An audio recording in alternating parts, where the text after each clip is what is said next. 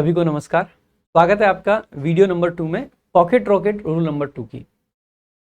हम एक video already आपको रूल नंबर 1 की दे चुके हैं, अब 2 की है। इसी प्रकार से अगली वीडियो 3 की मिलेगी। पॉकेट रॉकेट एक जो छोटी सी हमारी फॉर्मूला बुक है, बहुत प्यारी सी, इस पे बेस्ड हम सारी की सारी ये वीडियो बना रहे हैं। इस पूरी किताब को हम इसमें एक्सप्लेन कर रहे हैं, ठीक है। वैसे तो ये रिवीजन बुक है जिससे कि आप जल्दी जल्दी रिवीजन कर सकते हैं, लेकिन आपको अगर डिटेल में इसको समझना भी है तो वीडियोस के थ्रू आप समझ सकते हैं। बुक अगर आपको लेनी है तो फ्लिपकार्ट पे बुक अवेलेबल है, लिंक आपको डिस्क्रिप्शन में मिल जाएगा। आप वहां से जाके सिर्फ 109 रुपये में इस बुक को चेकआउट कर सकते हैं। रूल नंबर 2 की अगर बात करेंगे तो ये आपका रूल नंबर 2 है। कहा गया है कि जब ईदर और, neither nor, not only but also या और से दो सब्जेक्ट्स को कनेक्ट किया जाता है तब वर्ब हमेशा पास वाले सब्जेक्ट के अनुसार आती है।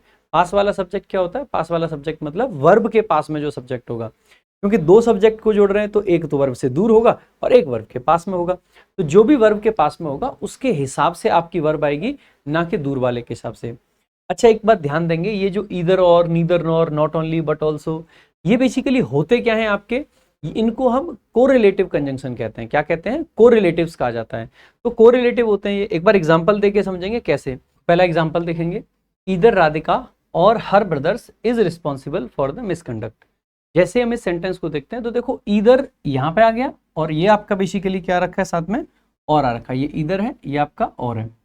ये किन दो चीजों को जोड़ रहा है? तो राधिका और हर ब्रदर्स, दो चीजों को जोड़ा जा रहा है। अब वर्ब आपकी क्या है? इज है। अब आप खुद से बताइए, वर्ब आपकी इस ब्रदर्स के पास में है या वर्ब आपकी राधिका के पास में है? आप कहोगे सर वर्ब के पास में तो ब्रदर्स है। ब्रदर्स आपका सिंगुलर है प्लूरल? तो आप कहोगे प्लूरल है। अगर प्लूरल है तो इज का नहीं, आर का प्रयोग आप लोगों को यहाँ पे करना चाहिए, ठीक है। तो इधर राधिका और her brothers are responsible for the misconduct. Next देखेंगे, there was not only the students but also the teacher. जैसे आप देखते हैं दो चीजों को जोड़ा गया है, एक तो नॉट ओनली और बट ऑल्सो दोनों लगा रखे हैं आपके। किस किस को जोड़ा गया है? द स्टूडेंट्स और द टीचर। अब अक्सर करके बच्चों को क्या गलतफहमी हो जाती है कि बाद वाले के हिसाब से आता है। मैंने कहा है बाद वाले के हिसाब से नहीं, जो भी वर्ब के पास वाला होगा उसके हिसाब से। अब वर्ब आपकी कहाँ है? वॉज है। अब वॉज के पास में टीचर है या स्टूडेंट्स? तो आप कहोगे सर स्टूडेंट्स पास में है। अगर स्टूडेंट्स पास में है तो इसका मतलब है आपकी वर्ब स्टूडेंट्स के हिसाब से प्लूरल आएगी, इसीलिए वर का यूज किया जाना चाहिए, ना कि वॉज का। So there were not only the students but also the teacher. तो इस प्रकार से आपका ये सेंटेंस सही हो जाता है। अगर इसके प्रीवियस ईयर के क्वेश्चंस देखें तो पहला ही क्वेश्चन आपके सामने है, ईदर रमेश और Reema have the keys to the cupboard. जैसे ही आपने देखा ये सीपीओ का पूछा गया क्वेश्चन है, तो यहाँ पे देखो दो चीजों को जोड़ा गया, एक तो रमेश है और एक रीमा है, और वर्ब आपकी कहाँ पे? यहाँ पे हैव है। तो आप आसानी से समझ सकते हैं रीमा के हिसाब से वर्ब आएगी, तो हैव का नहीं, किसका प्रयोग होना चाहिए यहाँ पे? सिंगुलर वर्ब हैज का यूज आप लोगों को करना चाहिए।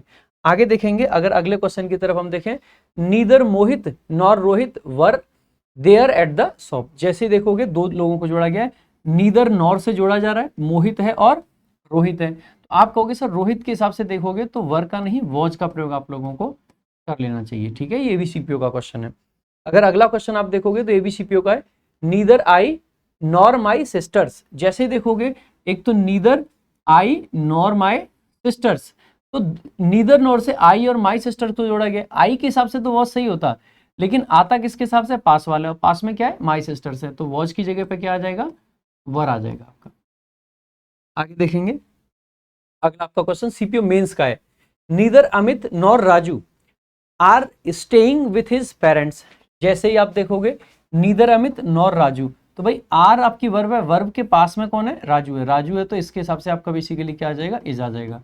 यहाँ पे एक चीज और नोटिस करेंगे आप लोग कि जैसे अगर वर्ब सिंगुलर आई है ना, तो सब्जेक्ट के लिए जो भी आपके पॉजेसिव केस वगैरह आएंगे वो भी सिंगुलर आएंगे, इसीलिए हमने क्या लिख रखा है यहाँ पे? हिज लिख रखा है, ना कि देयर। तो इस चीज पे भी विशेष ध्यान रखेंगे।